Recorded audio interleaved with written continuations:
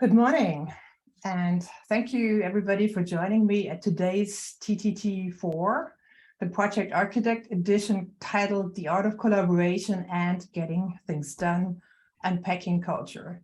It's a presentation at AIA Los Angeles. And first of all, I wanted to thank the AIA Los Angeles chapter, and in particular, Corinne Ellingson and Jessica Samley for setting this event up.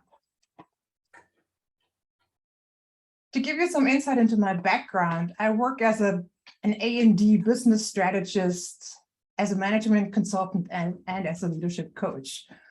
And my path was shaped by 25 years also working with over 40 firms in the A&D sector. First as a project architect and lead designer, then as a part of the management teams, and then the leadership teams of firms. And since 5 years, as an A&D business strategy consultant and owner of my own architecture firm. My approach working with clients combines business strategy with leadership coaching. Today's event continues the dialogue I started in 2018 with a series of presentations I'm organizing to offer fresh perspectives on topics relevant to the A&D industry or A&D practices. Some of the events are available on AIAU as recorded programs, and you can earn educational learning units. The 2021 Think Time Tuesday series with AIA Los Angeles offers a glance at my thinking about business strategy for A&D practices. And I organize them in the areas of brand, finances, operations, and design or practice. You can follow the QR code to find the recordings on AIAU. Other events are centered around topics like business strategy, ownership transition, entrepreneurship, mentorship, and international practice. And recordings of most of my events are available on my website, on my website's event page, which you can also find via the QR code. My newsletters, which I tend to send out monthly, offer also insight into my thinking as the year goes by. And the latest ones were actually centered around leadership transitions and how project management and project architecture work is closely tied to and has great impact on the firm's financial management and the firm's culture. Today's event is a follow-up session to a 2021 presentation on firm culture and collaboration. The potential impacts of a recession loom and influences A&D leaders' decisions about staff, whether it be hiring, training, advancing, mentoring, or simply strategic placement on projects. Most A&D firms work in a hybrid setting, and the best practices in today's presentations apply to all remote, hybrid, and all in-person workplace constellations. The questions that lead today's events are: who oversees the teams and how? What does collaboration really mean? The session focuses on topics like thoughtful work and task planning, accurate job descriptions, leadership styles, and team building. These topics influence on A&D practices well-being and its success moving forward, as well as the firm culture and its bottom line. So the design and practice focused TTT4 Plus event that I call the Project Architect Edition is structured in 6 parts. We are already in the middle of part 1, the host and event introduction. Part 2 introduces you to the most essential project architect duties. And part 3 recaps briefly the trends in the A&D firm cultures, in A&D firm cultures, And part 4 dives into what influence a PA or project architect has on a firm's culture. In part 5, we take a look at successful PA tools and processes. And lastly, we open up for Q&A.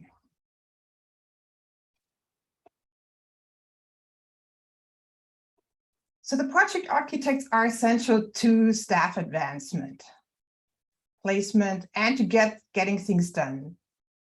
So what So what is the difference between a project manager and a project architect?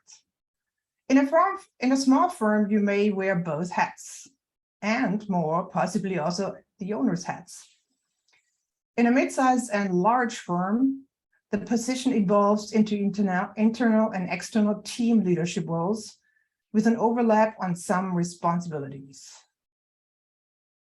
Meaning the project manager often is more external oriented, client management, contracts, financial management of the projects. Whereas the project architect is often the internal role, team leader, managing the team, sometimes also the consultants. A responsibility matrix developed at the onset of a project's life will avoid conflicts. So now let's zoom in on the top project architect duties briefly. The list follows the path of a project execution within an A&D firm. And we go through each item thereafter in more detail. Number one is that you are supposed to be a leader and understand yourself and your staff. Number two is establish and staff each project by job description. So you establish a job description and you staff by such. Then you also establish a collaborative design process. You develop checklists and cartoon sets. You direct the project team. You monitor project progress and check in with the PM on schedule and work plan. You make sure that quality standards are adhered and there is a QA/QC process in place. And again, tying back into number one, being a leader is also meaning you communicate, you give frequent feedback on performance to your staff.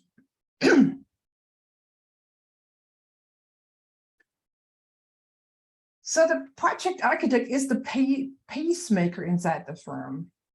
They know about their own personality, profile, and the communication preferences they have. They also know how the firm leader's style and preferences work, and they can communicate that to others, to the team. They understand that each team member has a different personality profile and different communication preferences. Through team building exercises, these differences are better known and respected by the team. So the PA acts as the facilitator to these team processes and that way engages staff with and into the firm culture.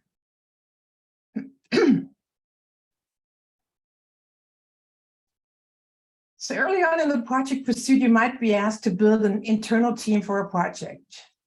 You will look carefully at what skills are essential at every step or phase of the project to define the level of engagement of key members on the team. How much time of the principals do you need?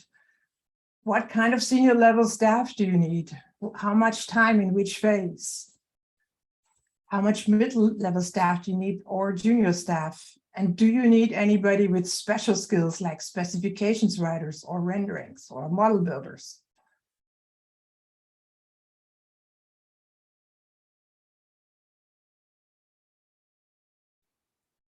In collaboration with the project manager who negotiates the project scope and other terms, the project architect is responsible to lay out a process. It is a collaborative design process. And aspects of that are that there's a pinup or the peer design review in place. There's a pre-design process in place. You have a design approach with engagement of different level of staff laid out that encourages the collaboration within the team. And as a design process, you set expectations for deliverables in each phase. What and how many renderings do you need? How complete are the which kind of documents?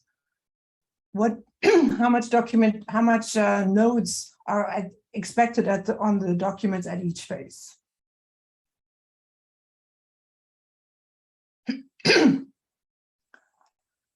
So the checklists and cartoon sets are critical to that process. So another step in, and as a PA, you lay out a review process for quality. You may edit the firm's project checklists for your project and share expectations with your team. A cartoon set sets milestones of deliverables at each document issue. And in collaboration with the project manager, a detailed task-based work plan supports team leadership. So these are examples in the background that you see of a cartoon set on the right and of a work plan, a task-based work plan on the left, where it really goes into the details to which team member is doing which task for how many hours.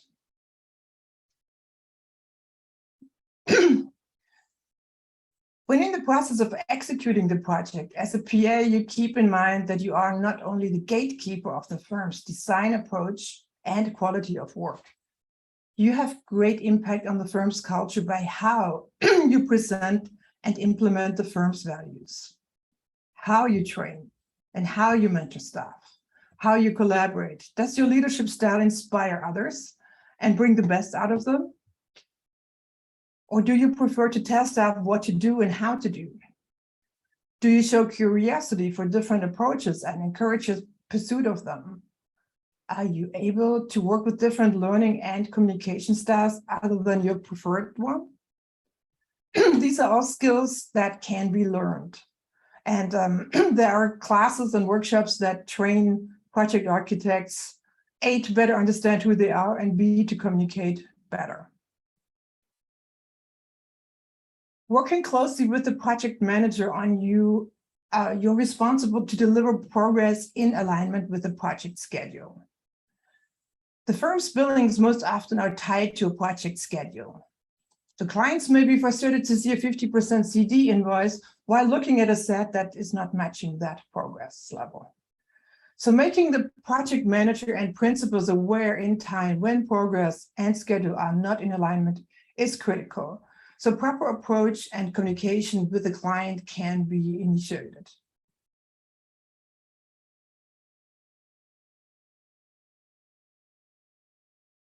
So again, at the onset of a project, you as a project architect, you establish with the project manager milestones when the project is delivered. And as part of that, the QA/QC process should be embedded as milestones in that. When do you review documents? And who is reviewing them? Do you review at 50% CD? Do you review before that at 50% DD, design development, at the end of design development? What kind of review is necessary? So checklists will help establish that progress and also the milestones and staffing associated with it. Communication is key to success. So give frequent feedback that is meaningful. So it creates a deep sense of trust and respect. So don't wait for the scheduled review to praise outstanding performance, and also address poor performance that can be corrected with guidance right after and when it occurs in a way that offers a path to success.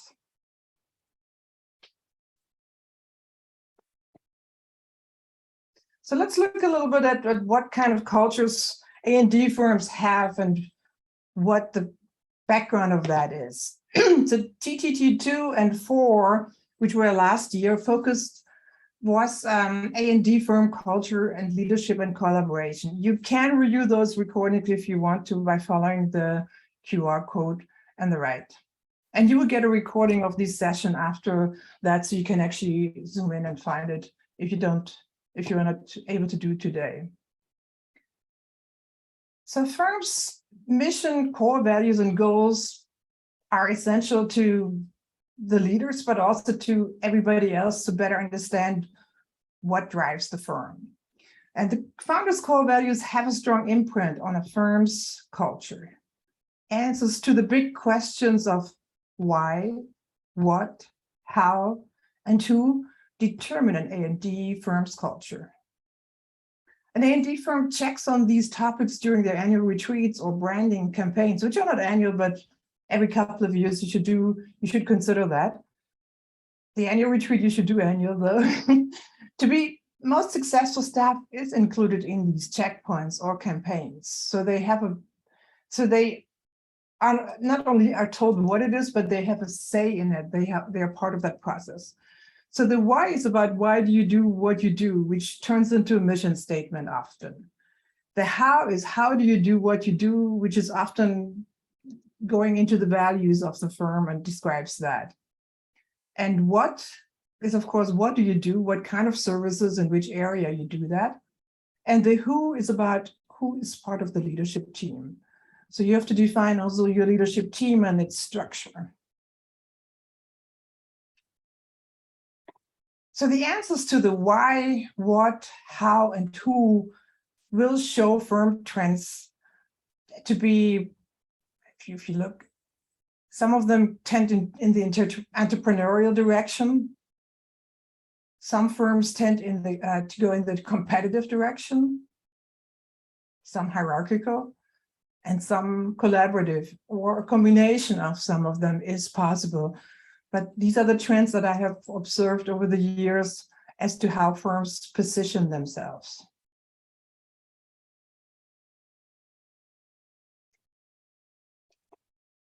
And here are some key processes that influence a firm's culture. So the leadership model and org chart, of course, says a lot about how you make decisions. The client team selections says a lot about what kind of work you do with who. The design team composition and selection also says a lot about what skills you honor and how do you define an advancement process for that staff. And the collaboration process says a lot about how you structure the key process in your firm as a design firm, how you do design. Is it done by one person or a leadership small team, or is it done collaboratively in a big team? And if you go in the latter one, how do you even make that successful? How do you structure that? Again, by following the QR code, you can find more about these topics in previous recordings. Now we look into how does the project architect have impact on the cultures, on the firm's culture?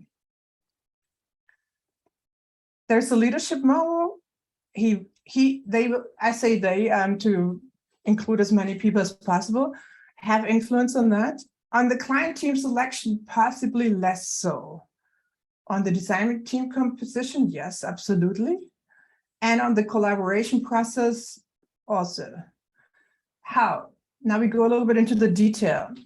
On the leadership model, a project architect is key to the training, mentoring, and advancement of staff. On the design team composition, project architect again defines the work plans with the project architect and may create the job descriptions for positions or implement them or make sure that the staff is actually has the skills of a job description to even have the title they have. And on the collaborative design process has to do with the QA process and the design process that you have in the firm, and a project architect is maybe key to defining it, or at the very least to implementing it if you have it already in place. So let's look a little bit at leadership models of firms. So the traditional advancement in firms occurred in chronological and incremental steps. You advance the level up when you mastered a specific task or a skill in a prescribed chronological order. So basically you only, after 2 years of a designer 1, you became a designer 2, designer 3, then you got licensed and you were a project architect 1, architect 2, architect 3. You became a project manager possibly at the same time, and then you were a project manager, senior project manager. And then at some point you might be considered also in the leadership of the firm. The new reality acknowledges that advancement takes advantage of candidates' learning, of the candidates' learning skills and the speed they can adapt to new expectations in a non-linear fashion. And even in the R&D industry is that more and more visible. So it changed the whole structure, how we as leaders grew up and in the profession, and we need to adapt to that new process. But no matter how your firm organizes itself, and I give a few examples shortly, as a project architect, you know your firm's titles and advancement paths, and you are in a key position to train and mentor your staff along these optional paths. So your firm's org chart may look close to this one. Note that there's no administrative staff and this one listed. So you have on the very top the principal, maybe an associate or senior associate one, and director. And then you have the ranks of technical staff from student intern up to the senior project manager or senior project designer.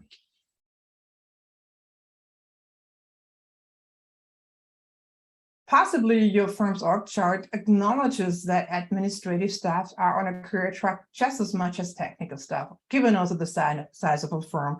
Most firms up to 10 staff have maybe one administrative staff and some part-time administrative staff. Even when your firm is in the size of 10 to 30, you have administrative staff of several, I would assume, and they have a career path just as much.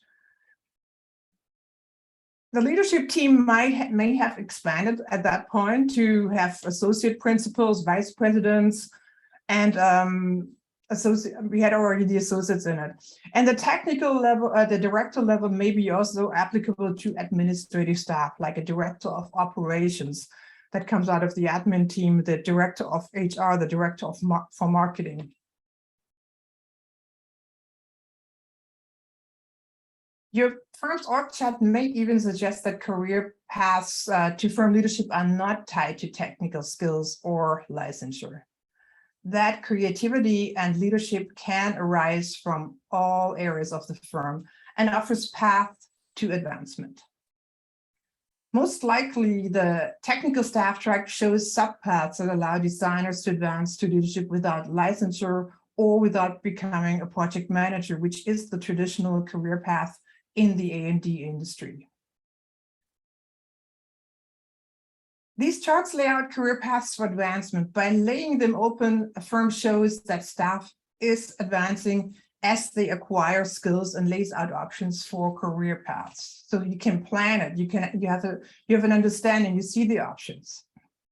And possibly the firm's titles get adapted as staff advances in their skills, and as new skills become interesting and relevant to the firm.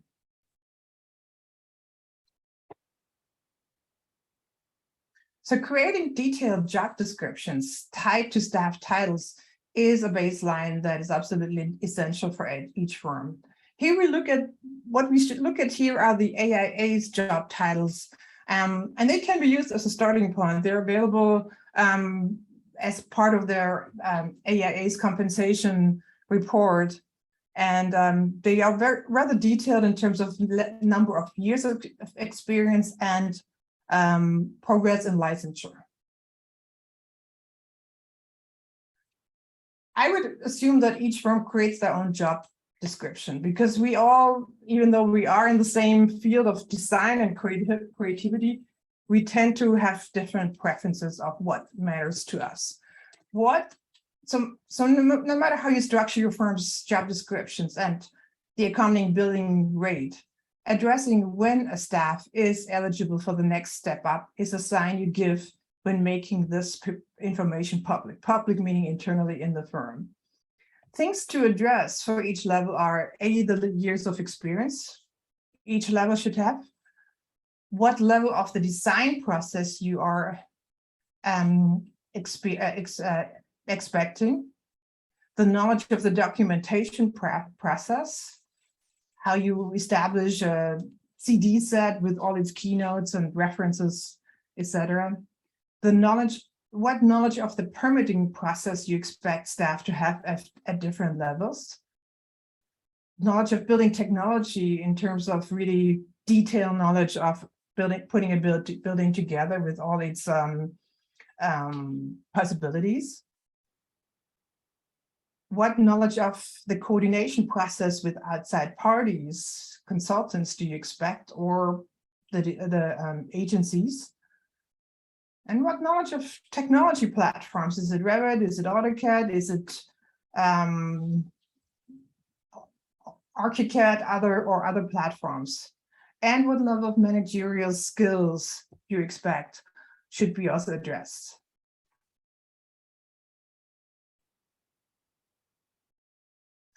So as a PA, you collaborate with the project manager to build teams at the onset of a project, and you monitor team composition as a project moves through the phases of execution.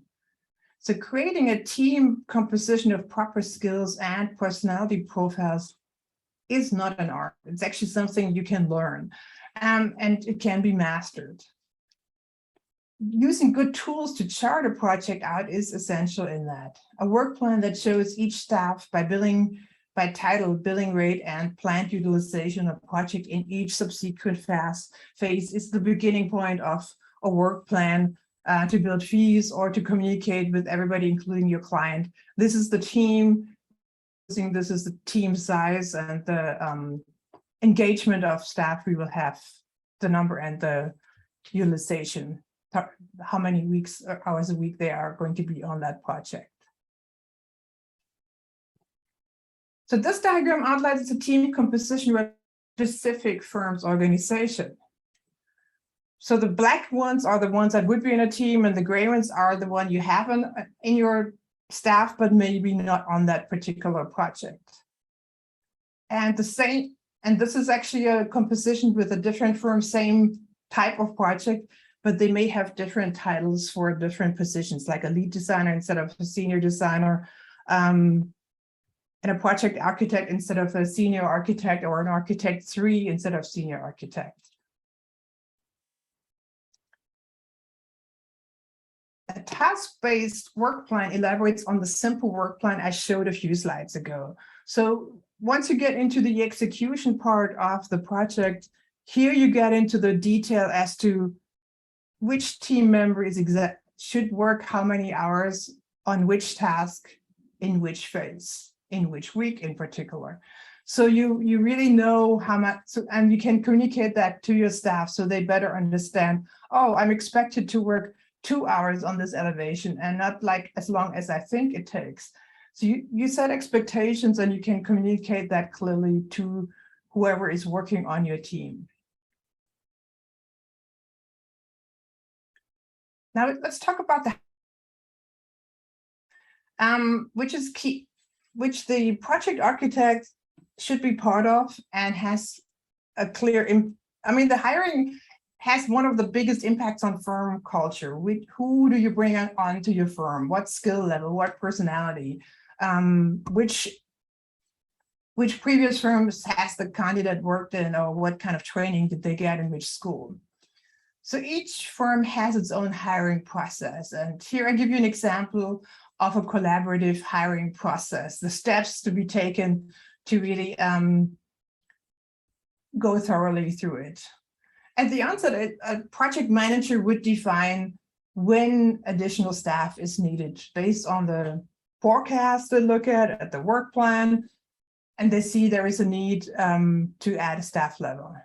The project architect should work closely with the project manager to define, so what level staff is that? How many years of experience? What title are we looking for? What skills? Which leads to the project architect creating a job description specific to what you need to hire. And then there's a hiring team that posts the position. Now the hiring team can be an HR person, can include an HR person if you have it. It can include an outside consultant. It can be the principal of the firm. It depends on how you structure your firm, but it should be a team that is more than one person, hopefully, that is working on the hire. But I say the hiring team, to keep it simple, that somebody is posting the position. And then there will be incoming resumes that need to be reviewed and shortlisted. And again, I would hope and recommend that it's a hiring team of 2 or 3 people, principal, project architect, and administrative person to begin with. And then this hiring team interviews some of the candidates, the shortlist. And eventually the project architect and the firm leader interview the top 3 candidates. And then a candidate gets chosen and the offer is negotiated and a starting date happens that. But what happens after that? So you went through a process, you selected a candidate, you hired successfully, an offer is in place. So you need to also make sure that the onboarding process is very inclusive and addresses following steps. So once a candidate has been hired, it is important to introduce the candidate with a collaborative onboarding process to the firm. This will allow the project architect to remain successful as an internal team leader, not be all tied up into getting new hires up to speed. So here's an example process, and it can be for a person, in-person or hybrid firm constellation. Firms with all remote constellations can adapt some of the items to their firm's environment. So critical to success is that the training may be done by several staff and not only one, the PM or the PA or the principal, and that socializing and team building are part of the onboarding process.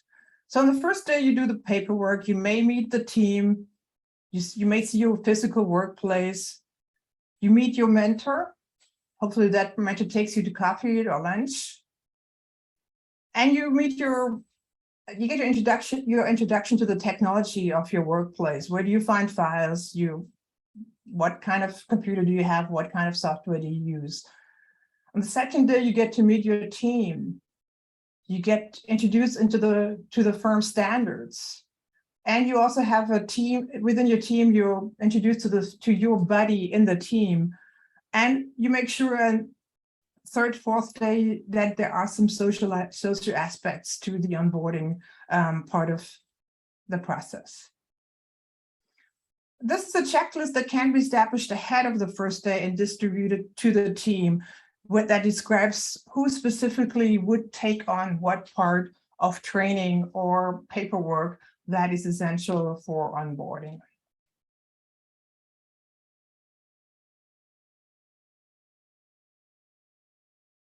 So let's talk about the collaboration design process and QA and QC.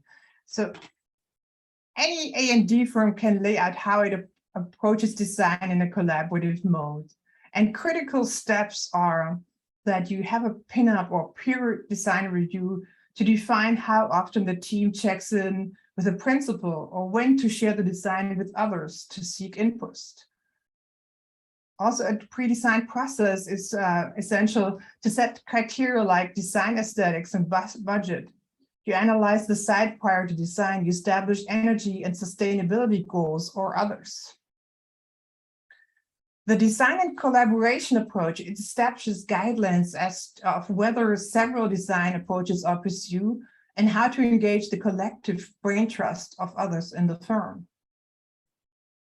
And part of the design process is also to establish expectations for each phase with a clear understanding of who is doing what, the level of completeness of design at milestones, how and when to get input from principal or others, and what individual work styles are respected and honored.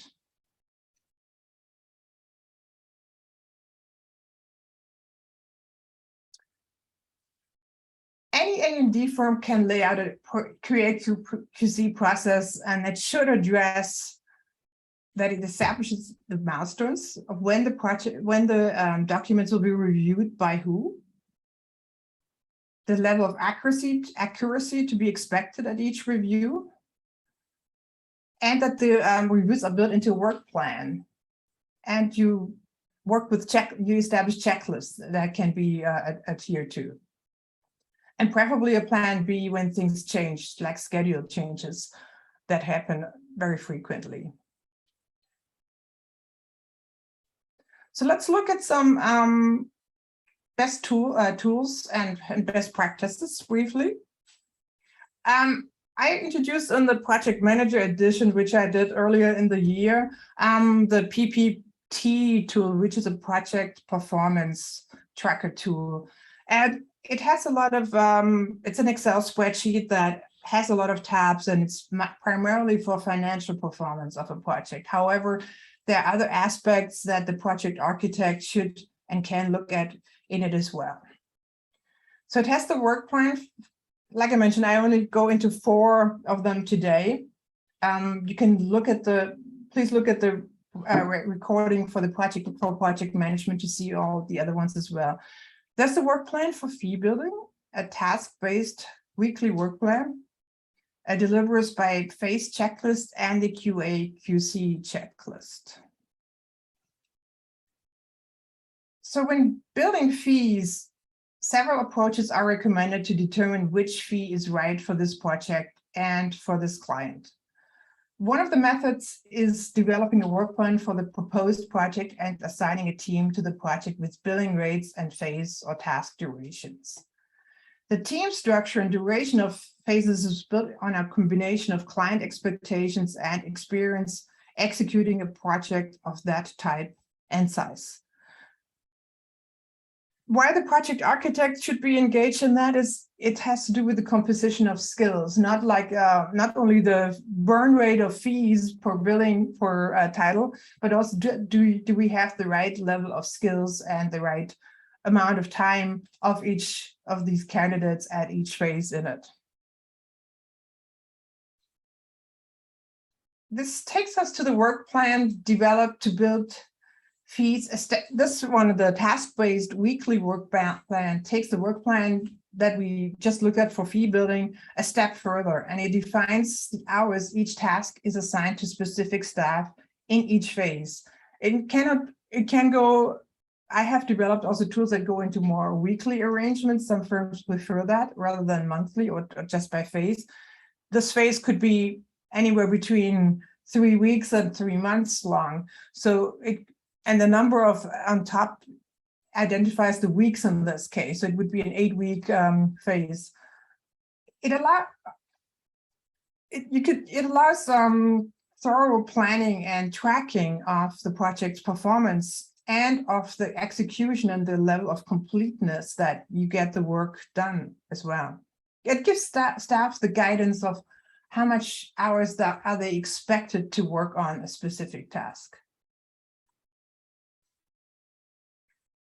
The deliverables by phase tool is used to create cartoon sets and establish what sheets will be issued with which deliverable and to what level of completeness. So you see the different phases on the top, and the X's mean, of course, the sheet is complete. The O means it starts. A sheet might be part of an issuance set, but not complete. And of course, there's more cells to the right where you can elaborate what level of completeness you expect and what exactly it is that should be done. It also, I didn't show you the live file. It has also columns to show who is responsible for each sheet. So you can go into the level of detail, who is responsible for the sustainability for the, excuse me, it's not even a set and what I have on screen, but for the elevation, who is part of sheet 3.1 and who's responsible for sheet 3.2.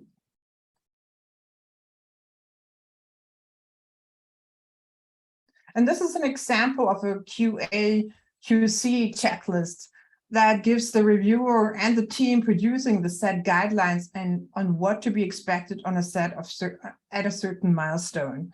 So you can establish that earlier. And so if you give a set to a third party or internally to a different architect, this person should go through the checklist and make sure that the expectations are met. So we looked closer at the world of a project architect today, and I hope the journey got you excited and educated. I'm curious to hear some questions. I know it's a lot of information that I went through in a rather short period of time. I'm happy to Thank you. I thank you to be part of the journey for so far. And we'd like to hear, we can go live or via the chat on the questions. Elizabeth, I sent you a chat with someone's question. I'm sorry?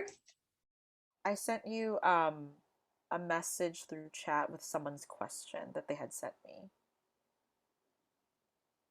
I don't see a question in my chat. Okay, let me just say Maybe you just read it to me. Yeah. So Christy had asked, where are the standard AIA job titles available? What are the, could you repeat, please? Where are the standard AIA job titles available? I see. Okay. So the ones I did show you in the presentation, going back to it, I found in the AIA 2021 compensation study report, which you can purchase, or as an AIA member, if you do participate in the biannual report, you get actually the report for free.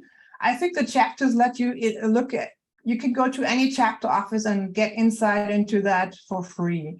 It's the job descriptions are probably like 10 pages as part of a 300-page or so report in it. I am sure there is also online via AIA some job descriptions. I can look it up and send you links. I haven't done that for today. So, more on that question. Do these job descriptions include the sort of qualifications needed for that job description? Like, you know, what kind of technical degrees or that sort of thing, you know what I'm saying? Like, what are the required qualifications for those job descriptions? Is that included in it? I don't see it here, but I'm just wondering. The AIA ones are not showing all of that. That's why I gave the guidelines I showed after that, where I say, make sure that all this is in your job description. I would recommend maybe use an AIA one as a starting point and then elaborate more on it. What I see missing in the AIA one is the permitting process, the coordination. They address the coordination process to some extent. Technology, they also leave aside. They do go into the design process and the documentation process, the knowledge of that, and the number of years experience, but they don't say, do you expect a BA, BArch, or an MArch degree? That's something you can, I would also add in a job description that you post, that you also define the educational background if that's essential to you. Yeah, I'm very interested in diversity of experience in terms of especially education. Right. You know, we can't always hire you know, folks only from Harvard, or you know what I mean? Like we want to make sure that we have a real diverse kind of, especially education experience, because we, you know, at the firms I've worked for, find that, you know, graduates from, you know, Woodbury University, for example, or the Trade Technical College are so qualified and more eager, you know, more eager to advance their skills. That's sometimes kind of important to us, but I'm just wondering if there's AIA kind of gives any guidance in terms of, you know, this job description, you know, we would, you know, want to make sure that they are licensed, you know, architect doing this sort of thing. I don't know. You see what I'm saying? AIA stays neutral on the educational background, whether it's a BA, BArch, or MArch. They rather define the number of years of work experience after the whatever degree it is. And I think also, honestly, I appreciate what you said. It's good when firms do stay open-minded and hire a diverse staff and understand that education is not everything. It's a starting point, and you are who you are, as you have some talent, and you learn a lot actually while being in firms. Honestly, a lot of the learning happens probably more in firms than in architecture schools nowadays. All right, I see more questions. Let me, on the onboarding topic, the items shared to do on day one are pretty light on orientation and technical onboarding. Besides doing the paperwork, meeting the team, meeting, lunching with their mentor, and getting a tech orientation, what else should fill a new hire's day one? Do you recommend they jump into project work right away, even if they haven't gotten the rest of their orientation? We struggle with needing to teach people as much as possible, as fast as possible, and not wanting to overwhelm them. Yes, you want to keep them busy. I understand. So they cannot just hang out all day and meet and greet and fill out the paperwork. I would assume and hope that you have set a simple task aside for the first day that they can jump on without knowing all your standards and how you execute work. So you kind of give that candidate a chance to slowly get immersed in the culture. And also, if you keep it simple so they can work independently for a couple of hours, it also gives the team a chance to absorb that new team member easier. Because otherwise, if you give that new team member too steep a task on day one, she will need a lot of hand-holding to really be immersed in the team. But yes, it depends on, I did not mention that in the onboarding process. They can and will most likely do some work on the first day. It depends on also how intense your training process is. Some firms really keep you busy for 2 days with just training before you get to see anybody on the team, but I don't see that favorable. Getting some knowledge and insight into the project is probably desired by the candidates too.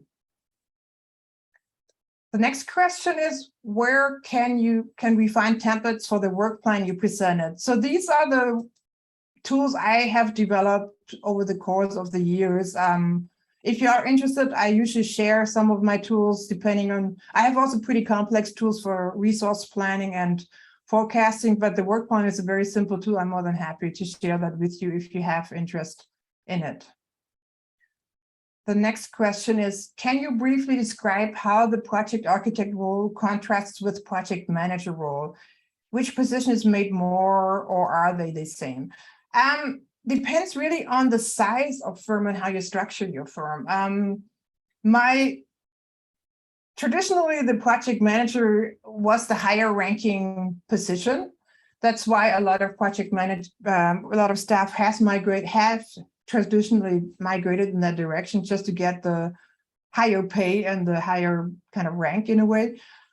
I believe that a project architect's work is as important as a project manager's and has more to do with the culture internally, because that person is leading your team and is grooming your staff. So that person is really making sure that whatever culture you have is the culture you want.